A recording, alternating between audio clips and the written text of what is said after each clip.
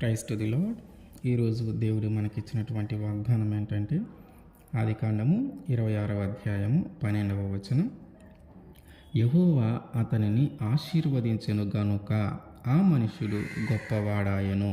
ఆమేన్. ఒక వ్యక్తి గొప్పవాడిగా మార్చబడాలంటే అది కేవలము దేవుని ద్వారా మాత్రమే జరగగలుగుతుంది.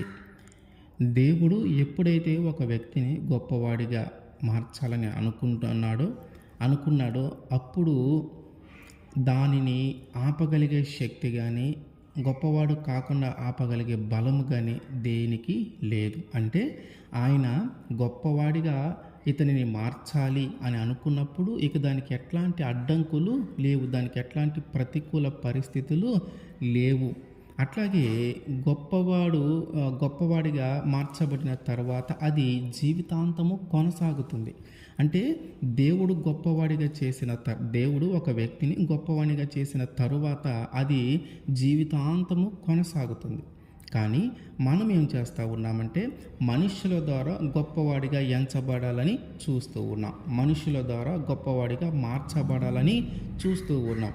అయితే మనుషుల ద్వారా మనము గొప్పవాడిగా మార్చబడేటప్పుడు మనకి జరిగేది ఏంటి అంటే, మనకి ఎంతమంది అయితే అనుకూలంగా ఉంటారో అట్లాగే ప్రతికూలంగా కూడా చాలామంది ఉంటారు. అంటే ఏంటి, మనల్ని ఎంతమంది అయితే సపోర్ట్ చేస్తూ ఉంటారో, ఎంతమంది అయితే మనల్ని ఇష్టపడుతూ ఉంటారో, అట్లాగే మనల్ని ఇష్టపడిన వాళ్ళు, మనల్ని సపోర్ట్ చేయని వాళ్ళు, మనకి వ్యతిరేకంగా ఉండేవాళ్ళు కూడా ఉంటారు.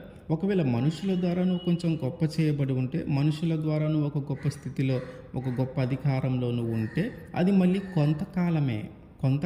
ఎందుకంటే ఆ మనుషులే తర్వాత నిన్ను ఆ ఉన్నతమైన స్థానంలో నుంచి తప్పించటానికి ప్రయత్నాలు చేస్తూ ఉంటారు. కానీ మనమేం చేస్తూ ఉన్నామంటే మనుషుల ద్వారా గొప్పవాడిగా ఎంచబడాలని ఆశపడుతూ ఉన్నాం. వారు మనల్ని పొగడాలని, వారు మనల్ని మెచ్చుకోవాలని, వారు మన చుట్టూ ఉన్న వాళ్ళందరికంటే ఉన్నతమైన స్థితిలో, ఒక ఉన్నతమైన అధికారంలో, ఒక ఉన్నతమైన పదవిలో మనము ఉండాలని, వారి ద్వారా మనము ఎంచబడాలని, వారి ద్వారా మనం ఎన్నుకోబడాలని ఆశపడుతూ ఉన్నాం. అంటే మనుషుల ద్వారా గొప్పవాడిగా మార్చబడాలని మనం ఆలోచన చేస్తూ ఉన్నాము. కానీ ఈ మనుషుల ద్వారా గొప్పవాడిగా మార్చబడే దానిలో ఉన్న విషయం ఏంటంటే, అందరూ నిన్ను ఎన్నుకోరు, అందరూ నీకు మంచిగా ఉండరు. నీకు చెడ్డగా ఉండేవాళ్ళు ఉంటారు, నేను వ్యతిరేకించే వాళ్ళు ఉంటారు, నీకు ప్రతికూలంగా ఉండేవాళ్ళు ఉంటారు. వీళ్ళు ఏం చేస్తూ ఉంటారంటే, ఒకవేళ నువ్వు గొప్పవాడిగా మార్చబడితే ఆ గొప్పవాడిగా ఉన్న స్థానంలో నుంచి తిరిగి సాధారణమైన స్థితిలోకి తీసుకొని రావడానికి ప్రయత్నం చేస్తూ ఉంటారు. అంటే ఆ గొప్పతనంగా ఆ గొప్ప అధికారం నీకు కలిగిన తర్వాత తిరిగి సామాన్యమైన స్థితికి వచ్చే అవకాశము కూడా ఉంది. అంటే మనుషుల ద్వారా నువ్వు గొప్పవాడిగా చేయబడితే, మనుషుల ద్వారా నువ్వు గొప్పవాడిగా ఎంచబడితే, మనుషుల ద్వారా నువ్వు గొప్పవాడిగా మార్చబడగలిగితే అది కొంతకాలమే. కానీ దేవుని ద్వారా కానీ నువ్వు గొప్పవాడిగా మార్చబడగలిగితే అది జీవితాంతము కొనసాగుతుంది. మనము హామానుకి మొర్దెకైకి జరిగిన సందర్భంలో మనము చూస్తే, హామానుని రాజైనటువంటి అహష్వేరోషు గొప్పవాడిగా ఎంచాడు. కానీ మొర్దెకైని దేవుడు గొప్పవాడిగా ఎంచాడు. హామాను అక్కడ రాజ్యానికి రాజైనటువంటి అహష్వేరోషు ఆ రాణి అయినటువంటి ఎస్తేర్ని రాణిగా ఎంచుకున్న తర్వాత ఈ హామానుని తన రాజ్యంలో ఉన్నటువంటి అధికారులందరిలోకెల్లా గొప్పవాడిగా, గొప్ప అధికారం కలిగిన వ్యక్తిగా, ఒక ఉన్నతమైన అధికారం కలిగిన వ్యక్తిగా రాజైనటువంటి అహష్వేరోషు హామానుని ఏర్పాటు చేసుకుంటాడు. ఆ హామానుని అంత గొప్ప స్థితిలో, అంత గొప్పవాడిగా రాజు చేయటాన్ని బట్టి, అంత గొప్ప అధికారము రాజు ఇవ్వటాన్ని బట్టి అక్కడ సంస్థానంలో ఉన్నటువంటి ఆ ప్రజలందరూ, ఆ రాజ్యంలో ఉన్నటువంటి ఆ ప్రజలందరూ కూడా హామానికి ఆ మోకరిల్లి నమస్కారము చేస్తూ ఉన్నారు. ఆయనకు భయపడుతూ ఉన్నారు. ఒక విధంగా ఆయనకు గౌరవిస్తూ ఉన్నారు, ఆయనకు భయపడుతూ ఉన్నారు. అందరూ కూడా ఆయన వచ్చినప్పుడు నమస్కారం చేస్తూ ఉన్నారు. అయితే ఆయన వస్తూ ఉన్నప్పుడు ఈ గుమ్మము దగ్గర, రాజ్యానికి ఉన్నటువంటి ఆ గుమ్మము దగ్గర ఈయన మొర్దెకై ఉంటూ ఉన్నాడు. ఆ మొర్దెకై ఉంటూ ఉన్నప్పుడు ఈ హామాను వచ్చినప్పుడు ఆ మొర్దెకై చుట్టుపక్కల ఆ మొర్దెకై చుట్టూ ఉన్న వాళ్ళందరూ హామానుకి నమస్కారం చేస్తూ ఉంటే మొర్దెకై మాత్రము కనీసం వాళ్ళేంటంటే మోకాళ్ళ మీదనే నమస్కారం చేస్తూ ఉన్నారు.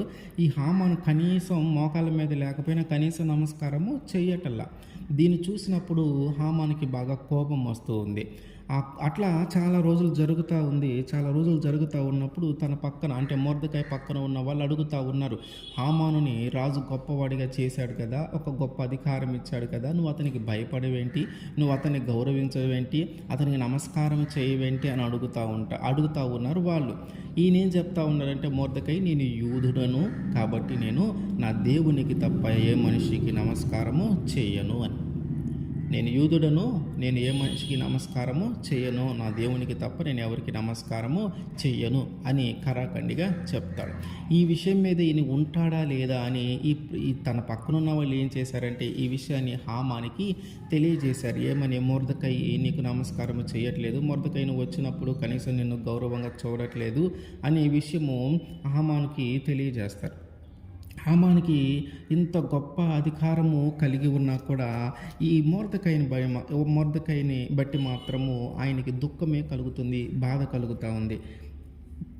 ఎందుకంటే రాజు నన్ను ఎంత ఉన్నతమైన స్థితిలో ఉంచాడు, రాజు నన్ను ఎంత గొప్ప వ్యక్తిగా మార్చాడు, రాజు ఇంత నన్ను గొప్ప అధికారము నాకు ఇచ్చాడే, కానీ ఈ హామాను మాత్రం నాకు నమస్కరించట్లేదు, ఈ హామాను మాత్రం నాకు లోబడట్లేదు, ఈ హామాను మాత్రం నన్ను రెస్పెక్ట్ చేయట్లేదు అనే బాధ ఈయనకి కలుగుతూ ఉంది.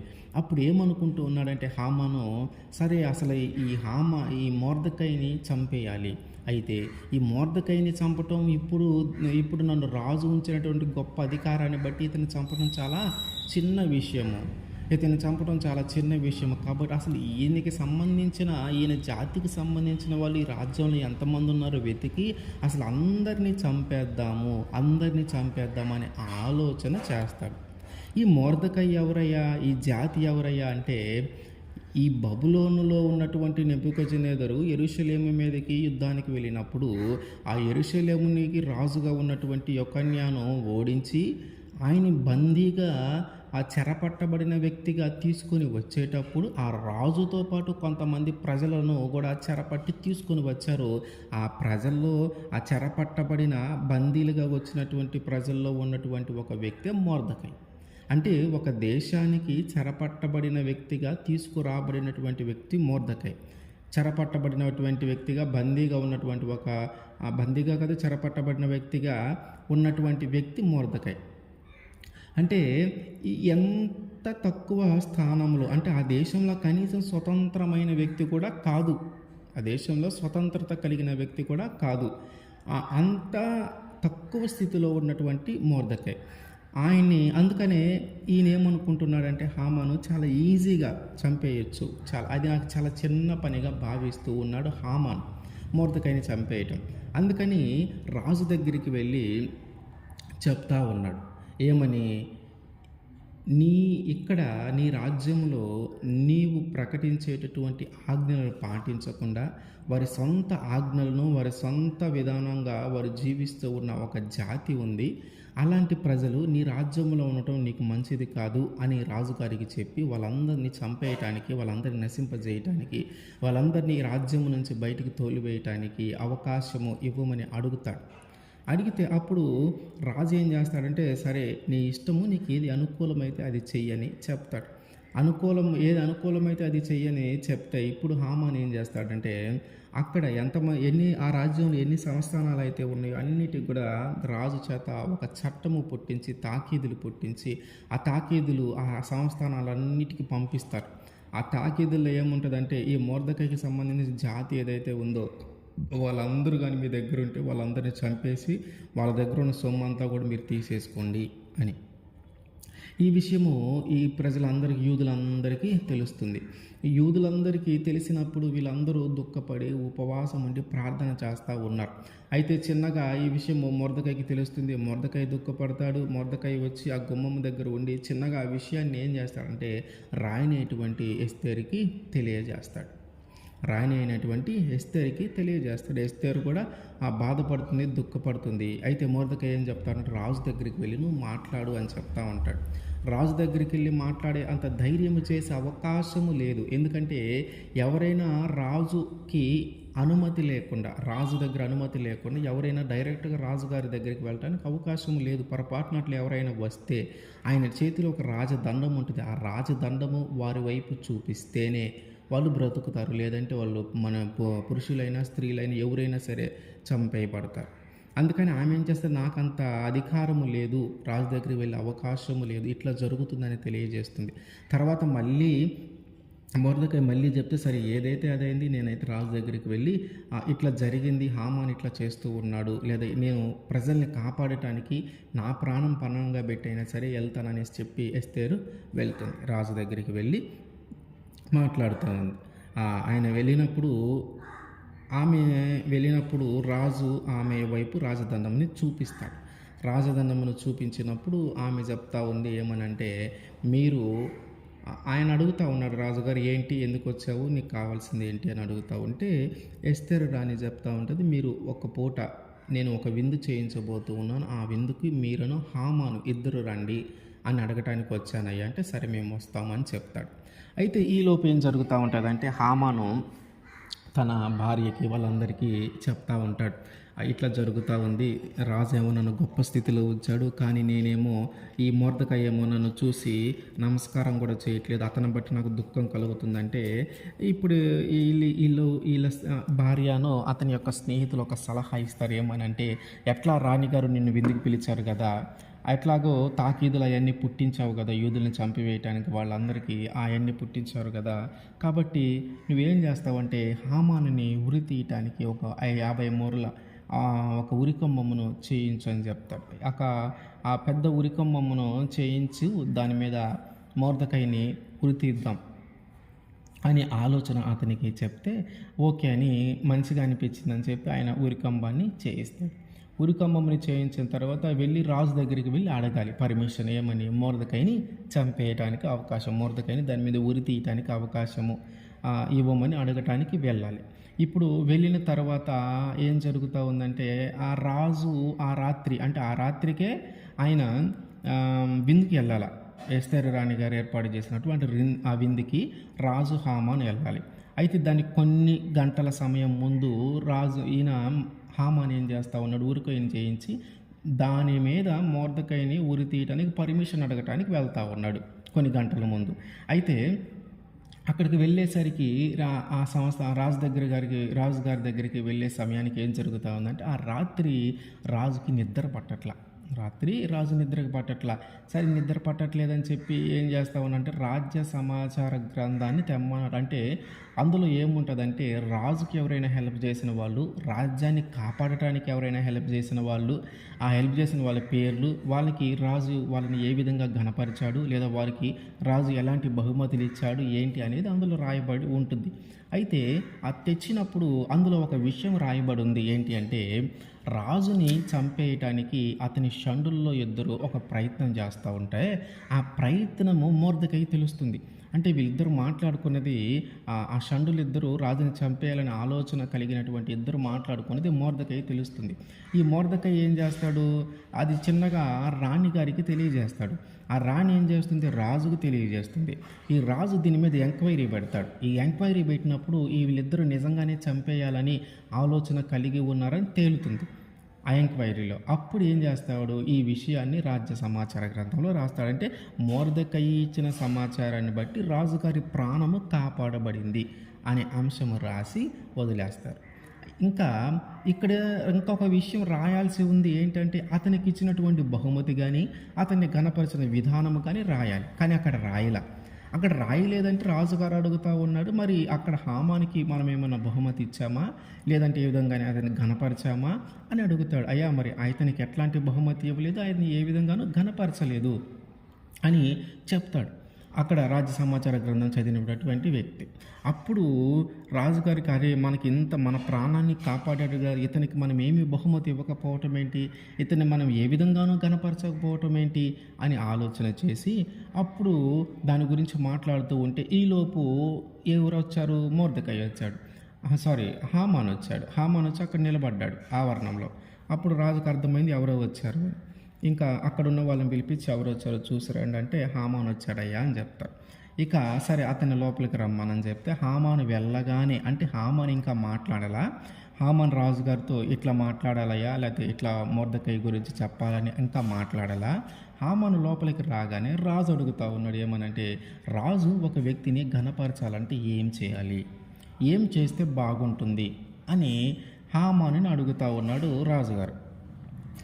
ఈ రాజు హామానుని అడగగానే హామాను అనుకుంటా ఉన్నాడు, గొప్పవాడిగా గొప్ప అధికారం కలిగిన వ్యక్తిగా నన్ను మార్చాడు కదా, ఇక నన్ను కాకపోతే ఎవరిని ఘనపరుస్తాడు అని ఆలోచన కలిగి ఉంటే తనకిష్టం వచ్చినవన్నీ చెప్తా ఉన్నాడు. ఏమని రాజుగారి బట్టలు వాళ్ళకి ధరించాలి, రాజుగారి గుర్రం మీద ఊరేగించాలి, ఇట్లాంటివి కొన్ని చెప్తా ఉన్నాడు. ఈ ఈ ఇది ఏంటంటే ఇట్లా రాజ్యం మొత్తం మీద తిప్పాలంట ఆ గుర్రం మీద ఎక్కించి, అంటే రాజుగారి ధరించే దుస్తులు, రాజుగారి తల మీద పెట్టుకునే కిరీటము ఆ వ్యక్తికి ధరించి అతను రాజుగారి వెళ్ళేటటువంటి ఆ గుర్రం మీద కానీ ఆ రథం మీద కానీ ఎక్కించి ఆ ముందర చాటింపేయాలంట. రాజుకి ఎవరైనా ఉపకారం చేస్తే రాజు గణపరిచే విధానం ఇలాగుంటుంది అని చెప్పి అందరికీ తెలియజేయాలని చాటింపులాగా ముందు వెళ్తూ ఉండాలి. దాని వెనక రాజు ఎవరైతే గణపరచాలనుకున్నాడో వాళ్ళు వెళ్తూ ఉండాలి. ఇది ప్రాసెస్ అని చెప్తే వెంటనే రాజు ఏం చేస్తాడంటే ఏం మాట్లాడుతూ ఉంటాడంటే, సరే నువ్వు ఏదైతే చెప్పావో అది ఒక్కటి కూడా పొల్లు పోకుండా ఆ గుమ్మం దగ్గర ఉన్నటువంటి మొర్దెకైకి చెయ్యి అని ఆజ్ఞేస్తాడు. అసలు ఏం అర్థం కాదు హామానికి, ఏం అర్థం. ఆయన వచ్చింది ఏంటంటే మొర్దెకైని ఉరి తీయమని అడగటానికి వచ్చాడు. కానీ ఇక్కడ జరిగింది ఏంటి, అసలు హామానికి మొర్దెకై గురించి మాట్లాడే అవకాశమే లేదు. మొర్దెకై గురించి మాట్లాడే అవకాశం లేకుండా రాజుగారే మాట్లాడుతూ ఉన్నాడు. రాజుగారు చెప్పినది చేయమని ఆజ్ఞ కూడా వేసేశాడు. ఇక చేసేది ఏమి లేక దుఃఖపడతా బాధపడతా ఆ వస్త్రములు అవన్నీ తీసుకొని వచ్చి మొర్దెకైకి ధరించి ఊరేగించి అంతా తీసుకొని వచ్చి మళ్ళీ అక్కడ వదిలిపెట్టి ఇక దుఃఖపడుతూ ఇంటికి వెళ్ళిపోతూ ఉన్నాడు, ఏడుస్తూ ఇంటికి వెళ్ళిపోతూ ఉన్నాడు. నేనేమో మొర్దెకైని ఉరి తీయమని అడుగుదామని వస్తే మొర్దెకైని నా చేతే గొప్పవాడిగా చేపించి రాజుగారి దుస్తులు ధరించి నా చేత అతను ఊరేగింపు మాత్రం నా చేతుల మీదగానే చేయించారని దుఃఖపడతా బాధపడతా ఏడుస్తూ ఉన్నాడు. ఇంటికి వచ్చి ఇంకా వాళ్ళ భార్య వాళ్ళ స్నేహితులు వాళ్ళందరూ అంటారు, ఒకవేళ మొర్దెకై కానీ యూదుడైతే అతని మీద నీకు విజయము రాదు. ఎంత ఆ యూదుల మీద ఎంత ఆశీర్వాదం ఉంటుంది, దేవుడు ఎంత గొప్పగా చేశాడో, వారిని ఎంత గొప్ప స్థితిలో ఉంచాడో సామాన్యమైన ప్రజలకు కూడా అర్థమవుతూ ఉంది. వీళ్ళు చెప్తా ఉన్నారు, ఒకవేళ అతను యూదుడైతే నీకు విజయం రాదు అని. ఈలోపు ఏం జరిగింది, భటులు వచ్చారు ఏమని, రాణిగారు చేసినటువంటి విందుకి రమ్మని. సరే అని ఆ దుఃఖాన్ని దిగమింగుకొని విందుకు వెళ్ళాడు. రాజుగారితో పాటు ఎస్తేరు చేసినటువంటి విందుకి వెళ్ళాడు. ఇప్పుడు మళ్ళీ రాజుగారు అడుగుతూ ఉన్నాడు ఎస్తేరు రాణిని ఏమని, అసలు నీ కోరిక ఏంటి, ఏమనుకుంటున్నావు, ఏం అడగాలనుకుంటున్నావు అని. అప్పుడు ఏమి చెప్తా ఉంది, నన్ను అట్లాగే నా వంశాన్ని నా జాతిని నాశనం చేయాలని ఇక్కడ ఒకరు కంకణం కట్టుకొని ఆ తాకీదు అవన్నీ మీ చేత పుట్టించి మమ్మల్ని అందరినీ చంపేయాలని ఆలోచన చేశారు అని చెప్తుంది. అసలు అంత ధైర్యం చేసిన వారు ఎవరు, అసలు వాడు ఎవడు అని రాజుగారు మాట్లాడుతుంటే, ఎవరో కాదయ్యా, ఇదిగో నీ పక్కన ఉన్నటువంటి ఈ హామానే మమ్మల్ని అందరం చంపాలనుకున్నాడు అని చెప్పగానే హామానుకు ఒక్కసారిగా భయము పుట్టుకొచ్చింది ఒంటిలో. ఇంకేం చేయాలో తెలియలే, ఏం అర్థం కాల, రాజుగారికి ఏం అర్థం కాల. ఆయన ఒక్కసారిగా బయటకు అట్లా వెళ్ళాడు. వెంటనే హామానికి భయం వేసింది, ప్రాణభయం వచ్చేసింది. రాణి దగ్గర ఉండి ఆమెను బతిమలాడుకొని ఆమె కాళ్ళ మీదైనా పడి నా ప్రాణమును తీయొద్దు, నన్ను చంపేయొద్దు అని అడుగుదామనుకొని ఆయన వెయిట్ చేస్తూ ఉన్నాడు రాణిగారి దగ్గర. హామాను రాజుగారేమో బయటికి వెళ్ళాడు. తిరిగి మళ్ళీ లోపలికి వచ్చే సమయానికి ఆ రాణి కూర్చునేటువంటి శయ్య మీద ఈయన పడిపోయి ఉన్నాడు. ఈయన పడిపోయి ఉంటే దానిని అవకాశముగా చేసుకొని రాజుగారు ఏం మాట్లాడుతూ ఉన్నాడంటే, నా సమ్ముఖమునందే రాణిగారిని బలవంతము చేయబోయాడు. వాస్తవంగా బలవంతం జరగల, కానీ అదొక అవకాశముగా రాజుగారు ఏర్పాటు చేసుకున్నారు.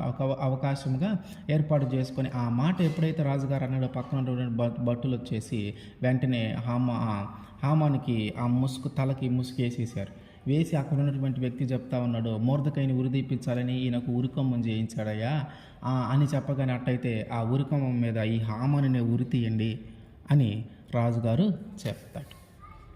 వాస్తవంగా ఎవరి కోసం ఏర్పాటు చేశాడు? మొర్దెకై కోసం. ఎవరిని ఉరి తీయబోతా ఉన్నారు? హామానుని. ఏర్పాటు చేసింది ఎవరు? హామానే. హామాను ఊరికొయ్యను ఏర్పాటు చేశాడు మొర్దెకై కోసం. కానీ హామాను ఏర్పాటు చేసినటువంటి ఊరికొయ్య మీదే తిరిగి హామానునే ఊరి తీయించాడు దేవుడు. ఎంత ప్రణాళిక జరిగిందో చూడండి. ఒక మనిషి నిన్ను గొప్పవాడిగా ఎంచితే, ఒక మనిషి ఒక గొప్ప అధికారము నీకు ఇస్తే, ఒక మనిషి ఒక ఉన్నతమైన స్థానము నీకు కల్పిస్తే, నీకు ప్రతికూలమైన పరిస్థితులు ఎదురైనప్పుడు, నీకు వ్యతిరేకంగా జరిగినప్పుడు, అంటే ఆ అధికారము నువ్వు కోల్పోతావు. ఆ గొప్పగా ఉన్న స్థితి నుంచి మళ్ళీ సామాన్యమైన స్థితికి కానీ హీనమైన స్థితికి కానీ వస్తాము. రాజు ఎన్నుకున్నాడు, రాజు గొప్పవాడిగా చేయాలని అనుకున్నాడు, చేశాడు. కానీ అతనికి ఇష్టమైన రీతిగా ప్రవర్తించినప్పుడు ఏం జరిగింది? తిరిగి అధికారమును కోల్పోయాడు. తిరిగి ఆ గొప్పవాడు అనే పరిస్థితి నుంచి ఒక హీనమైన స్థితికి, ఆఖరికి మరణకరమైన పరిస్థితికి ఏర్పాటు చేయబడి ఉన్నాడు. అంటే మనుషులు మనల్ని గొప్పవాడిగా మార్చాలని, మనుషులు మనల్ని గొప్పవాళ్ళుగా ఎంచాలని మనం ఆరాట పడటాన్ని బట్టి ఉపయోగము లేదు. ఎందుకంటే వారికి ఇష్టమైన రీతిగా మనం ప్రవర్తించినంతసేపు వారు మనల్ని గొప్పవారిగానే చూస్తారు, వారు మనల్ని గొప్పవారుగానే ఎంచుతారు. ఎప్పుడైతే వారికి ఇష్టం లేని విధంగా మనం జీవిస్తూ ఉంటామో, ఎప్పుడైతే వారికి ఇష్టం లేని నిర్ణయాలు మనం తీసుకుంటూ ఉంటామో, ఎప్పుడైతే వాళ్ళకి ఇష్టం లేని విధంగా మనం మాట్లాడుతూ ఉంటామో, అప్పుడు ఆ గొప్ప చేసిన వారే మనల్ని తిడతారు, ఆ గొప్ప చేసిన వాళ్ళే మనల్ని అవమానపరుస్తారు, ఆ గొప్ప చేసిన వాళ్ళే అధికారం ఇచ్చిన వాళ్ళు తిరిగి అధికారము నుంచి పడవేసేలాగా వాళ్ళు ప్రణాళికలు ఏర్పాటు చేసుకుంటారు. కానీ దేవుని యొక్క ప్రణాళిక అట్లా ఉండదు. దేవుడు ఒకసారి నేను గొప్పగా చేయటం మొదలు పెడితే ఇక అది ఎవరి వల్ల ఆపటం ఎవరి వల్ల కాదు. అట్లాగే అది జీవితాంతము కొనసాగుతుంది. హామాను చనిపోయిన తర్వాత మొర్దెకైని హామాను ఇంటి మీద అధికారిగా నియమించాడు. ఆ తర్వాత అంచెలంచెలుగా ఎదిగి ఈ మొర్దెకై ఎంతటి వాడయ్యాడయ్యా అంటే ఆ దేశానికి ప్రధానమంత్రి అయ్యాడు. ఆ రాజ్యానికి రాజు తర్వాత అంత గొప్ప స్థానము ఈ మొర్దెకైకి ఏర్పాటు చేయబడి ఉంది. ఆ దేశానికి, ఆ రాజ్యానికే ప్రధానమంత్రి అయ్యాడు. అంత గొప్ప స్థితి అది. ఇంకా మొర్దెకై జీవించినంత కాలము ఆ స్థానంలోనే జీవించాడు. ఇక్కడ మనకు బాగా స్పష్టంగా అర్థమవుతుంది ఏంటంటే, ఒక మనిషి లేదా ఒక రాజు లేదా ఒక అధికారి ద్వారా మనము గొప్పవాడిగా ఎంచబడితే, సామాన్యమైన ప్రజల నుంచి మనం గొప్పవాడిగా ఎంచబడినా, ఒక అధికారం కలిగినటువంటి వ్యక్తి నుంచి గొప్పవాడిగా ఎంచబడినా, ఒక రాజు ద్వారా గొప్పవాడిగా ఎంచబడినా అది కొంతకాలమే. అట్లాగే అది ఎంతకాలం నిలిచి ఉంటుందంటే, ఆ ప్రజలకు ఇష్టమైన వ్యక్తిగా, ఆ ప్రజలకు నచ్చే విధంగా, ఆ ప్రజలకి మెచ్చే విధంగా నువ్వు జీవించినంత కాలమే, వారికి ఇష్టమైన నిర్ణయాలు నువ్వు తీసుకున్నంత కాలమే, వారికి అనుకూలంగా నువ్వు ప్రవర్తించినంత కాలమే, వారికి ఇష్టమైన రీతిగా నువ్వు మాట్లాడుతూ ఉన్నంత కాలమే నువ్వు అధికారంలో కొనసాగుతావు. నువ్వు అట్లాంటి గొప్ప స్థితిలో నువ్వు ఉంటావు. వాళ్ళకి ఇష్టం లేని విధంగా నువ్వు జీవించినా, వాళ్ళకి ఇష్టం లేని ప్రవర్తన నువ్వు కనబరిచినా, వాళ్ళకి నచ్చని మాటలు నువ్వు మాట్లాడినా, వాళ్ళకి నచ్చని నిర్ణయాలు నువ్వు తీసుకున్నా, ఆ అధికారము నుంచి, ఆ గొప్ప స్థితి నుంచి నిన్ను వాళ్ళే పడవేస్తారు. కానీ దేవుడు గొప్పవాడిగా నేను చేయాలని అనుకున్నప్పుడు దాన్ని ఆపటము ఎవరి వల్ల కాదు. దాన్ని ఆపగలిగిన శక్తి ఎవరికి లేదు, దాన్ని ఆపగలిగిన బలము ఎవరికి లేదు. అట్లాగే ఎప్పుడైతే గొప్పవాడిగా ఎంచబడతావో అక్కడి నుంచి నువ్వు జీవితం బ్రతికినంత కాలం అదే స్థితిలో బ్రతుకుతావు. కాబట్టి మనము ఆలోచన చేయాల్సింది ఏంటంటే, మనము గొప్పవాడిగా ఎంచబడాల్సింది, గొప్పవాడిగా మనము చేయబడాల్సింది దేవుని ద్వారా. మనము గొప్పవాడిగా ఎంచబడాల్సింది, గొప్పవాడిగా మార్చబడాల్సింది, గొప్పవాడిగా చేయబడాల్సింది దేవుని ద్వారా అయితే దాన్ని ఆపగలిగే శక్తి లేదు. దేవుని ద్వారా అయితే అది జీవితాంతము ఉంటుంది. కాబట్టి మనుషుల ఎడల, మనుషులు మనల్ని గొప్ప చేయాలని, మనుషులు మనల్ని గొప్పగా ఎంచాలని, మనుషులు మనల్ని పొగడాలని, మనుషులు మనల్ని ఉన్నతమైన స్థితిలో ఉంచాలని, మనుషులు మనల్ని ఒక అధికారంలో నిలవబెట్టాలని మనం ఆశపడకూడదు. అది కొంతకాలమే నీలో ఉంటుంది, అది కొంతకాలమే నీ మీద ఉంటుంది. దేవుడు మనల్ని గొప్పవాడిగా చేయాలి. ఆమేన్.